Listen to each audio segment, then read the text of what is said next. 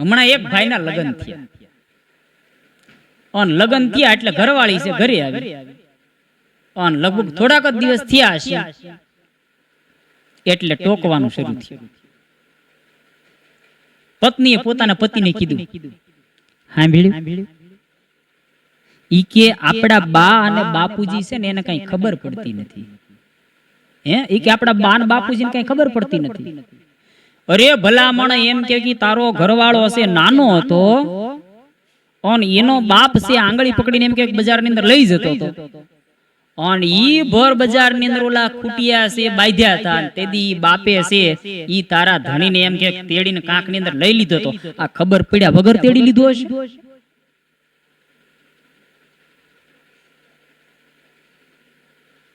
અરે એની માં છે ને ટાઈમે ટાઈમે ખવડાવતી હતી, નવડાવતી હતી, તૈયાર કરતી હતી. આ ખબર પડ્યા વગર તૈયાર કર્યો હશે, નવડાવ્યો હશે. અને તું એમ કે બા અને બાપુજીને કઈ ખબર પડતી નથી.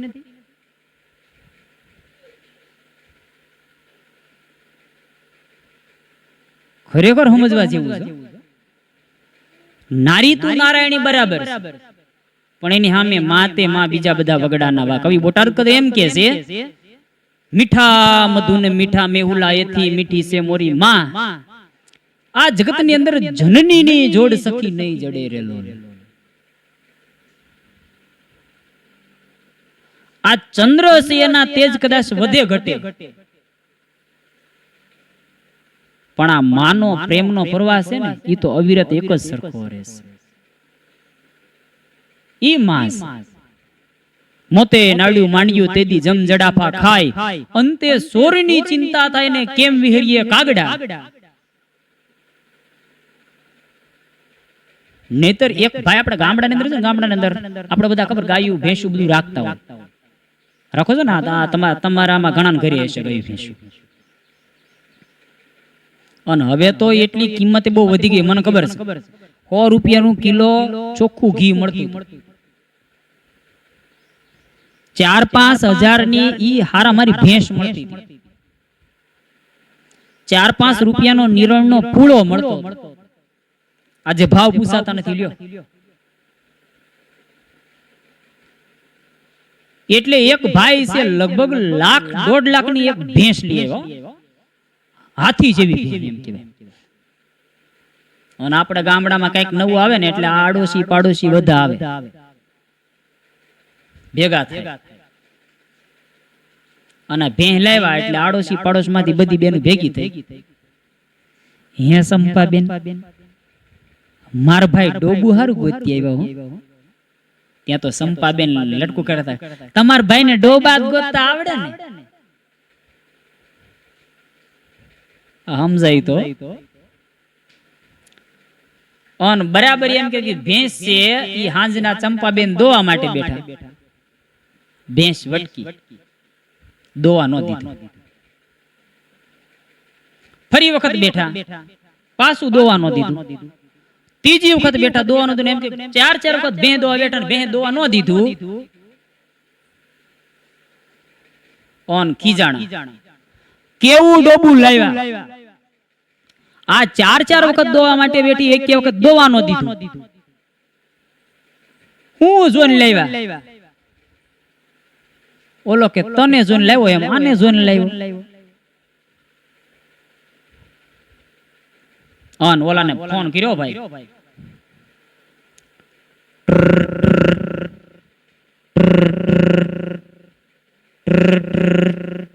હેલો,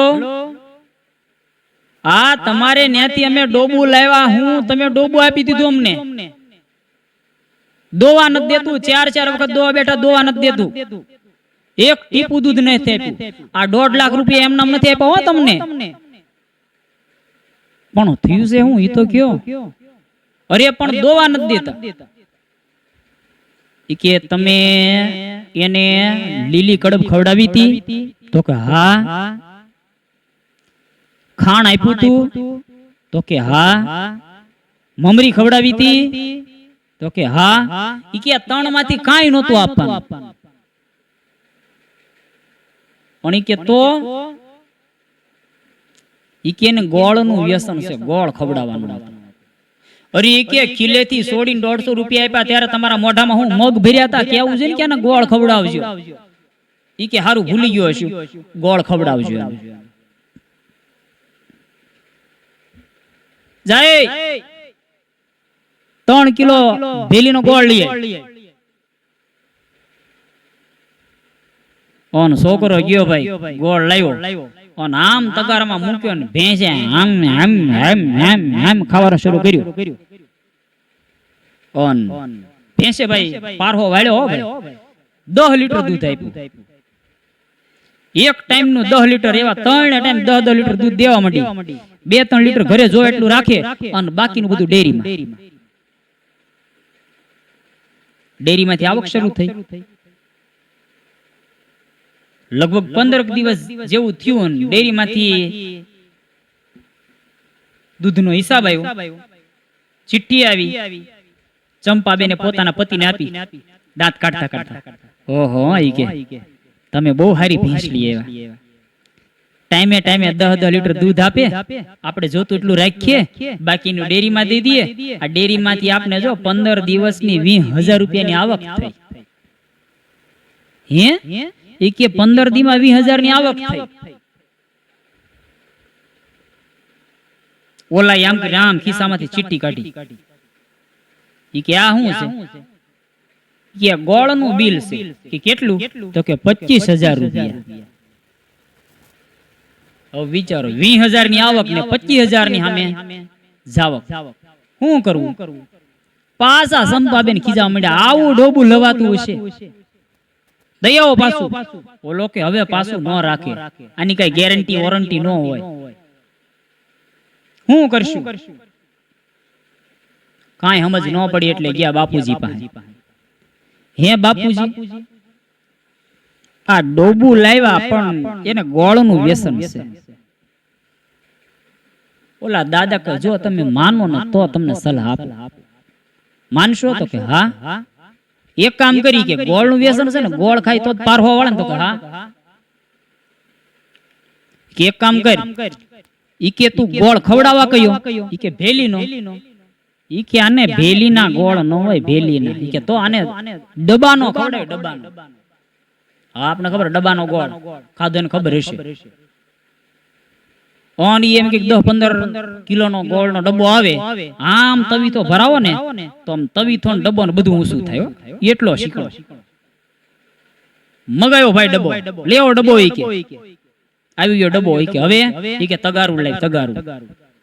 તગારું લીધું. પાણી થોડુંક નાખ્યું. ગોળ આમ તવીથે કાઢીને આખા તગારામાં સોંપડ્યો. આખા તગારામાં ગોળ સોંપડ્યો. પાછું પાણી સાંટ્યું. પાછો ગોળ આમ હાથ કहीं ગઈને આખા તગારામાં સોંપડ્યો. ફરી વખત પાણી સાંટ્યું. પાછો ગોળ સોંપડ્યો. આખું તગારું ગોળ થી લથપથ કર્યું. ઈ કે હવે આને તડકે મૂક્યું. તડકે હુકાવા દીધો.